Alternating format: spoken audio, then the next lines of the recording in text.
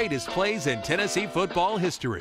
The Elite 8 basketball season highlights, plus the Pat Summitt story.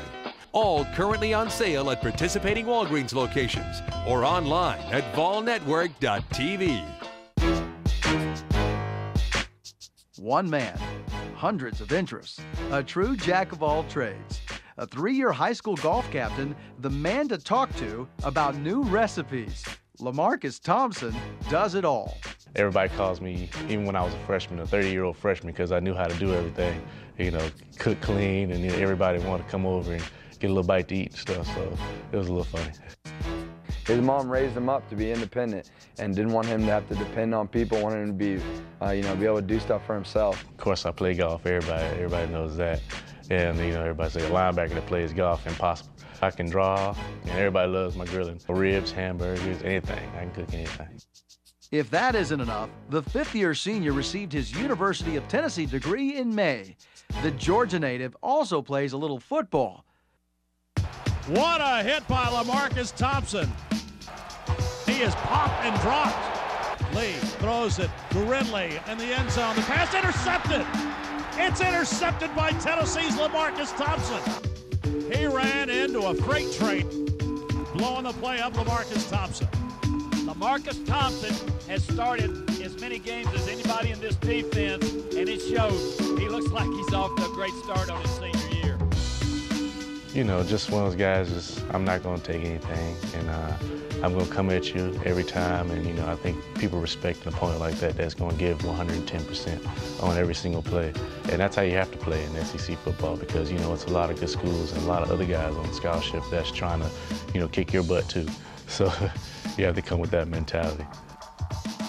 No matter what the challenge, the 6'1", 230-pound linebacker is motivated to excel, and you would never guess what pumps up number 42 during pregame.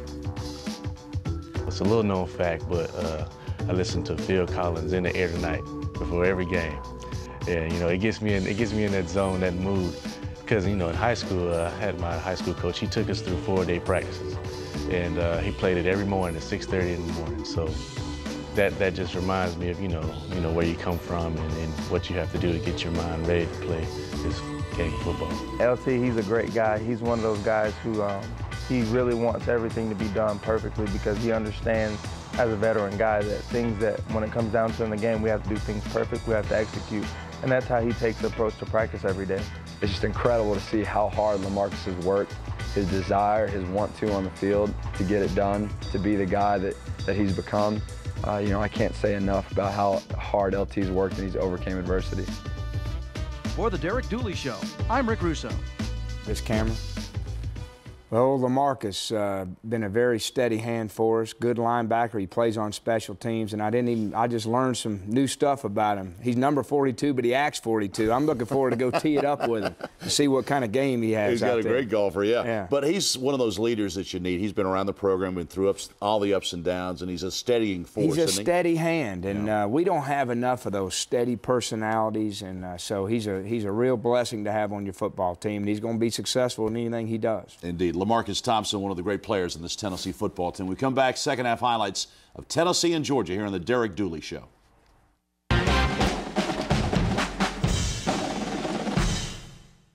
Save $523. 16 minutes could save you 16%. Come on. Isn't it time an auto insurance? We'll see from Justin Hunter in the future. Back on our panel discussion, Drew Edwards from UTSports.com, and we're joined by Tennessee linebacker Coach Lance Thompson. Coach, thanks for being with us this morning. Appreciate it, Bob. Talk about your linebacker play right now. You've got a guy in the middle of your rock is Nick Rivez. How well is he playing, and how much is he leading your other linebackers? Nick's an exceptional young man. He represents our program, our school, everything about us in a first-class way. He's been playing at a very high level. Going into the game at Georgia, he was leading the league in tackles, but he leads by example, and he's a guy that's been through a lot of adversity, overcome adversity, got a great work ethic, great attitude, you can probably attribute that a lot to his mom and dad. He's got great folks. And same with Lamarcus Thompson. I saw his feature today.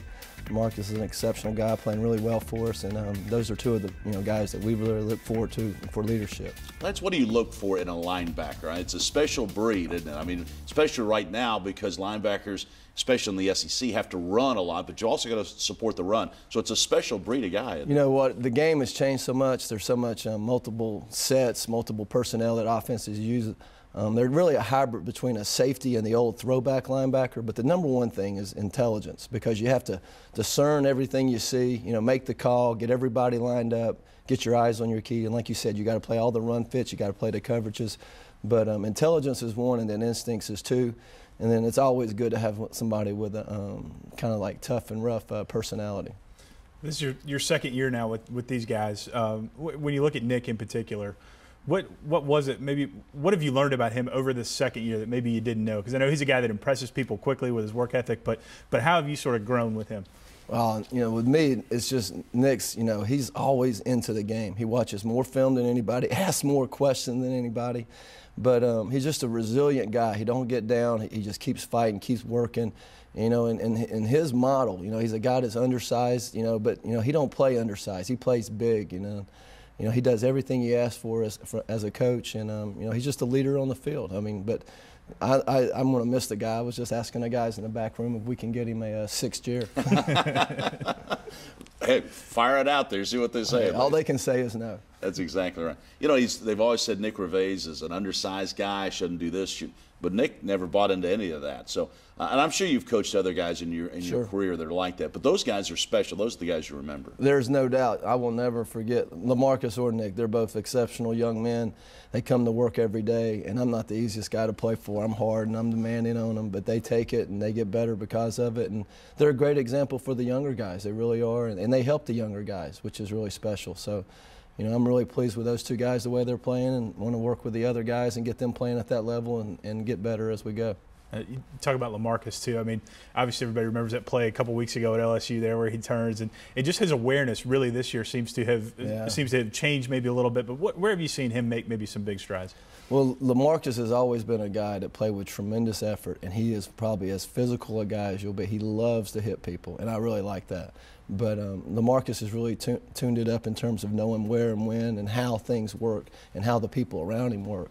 But, yeah, that play against LSU, that was as special as play as I've been a part of. You have a history with Derek Dooley. You guys have coached together before. Talk about what you learned from Coach Dooley when you coached with him before at LSU, and what made it so attractive for you to stay here on the Tennessee staff with him. Well, Derek and I were on the LSU National Championship staff with Coach Saban in 2003, and we both learned a lot there. Nick's an excellent coach. He's a good man. And he holds you accountable for what you do. But we both learned that hard work and the process of staying, on course and just believing in what you're doing, having faith, trust, and confidence in what you do, and that your results will come. And I think we both are of that belief system. But as far as staying at Tennessee, Tennessee's a special place. I love it here. Knoxville's a great town. And I'm looking forward to, like I said last year on the show, we're going to build a championship program here. We're going to do it the right way, and we're going to build it to last. That's what these people deserve. That's what we're going to give them. When Coach Dooley took the job, it was kind of a seamless thing for you then, because you already knew his philosophy and what he expected. Oh yeah, we're from the same school of thought in terms of how a program should be run. What type of players we want in the program to represent us and represent this school. And we're working towards our goals. And yesterday wasn't a good indication of what we're wanting to be about. But you take those as learning lessons, you move forward, and go back to work. We'll continue with Tennessee linebacker coach Lance Thompson here on the Derek Dooley Show in a moment. Drew Edwards of UTSports.com. We're with Tennessee linebacker coach Lance Thompson. Right before the break, you were talking a little bit about the process of rebuilding a program. You've been a part of some rebuilding jobs kind of throughout your career. Just kind of walk us through that process from a coaching standpoint a little bit. Well, the first thing you got to do is you got to communicate an expectation. An expectation for how you're going to do things, what you want kids to be on the field, off the field, in the classroom.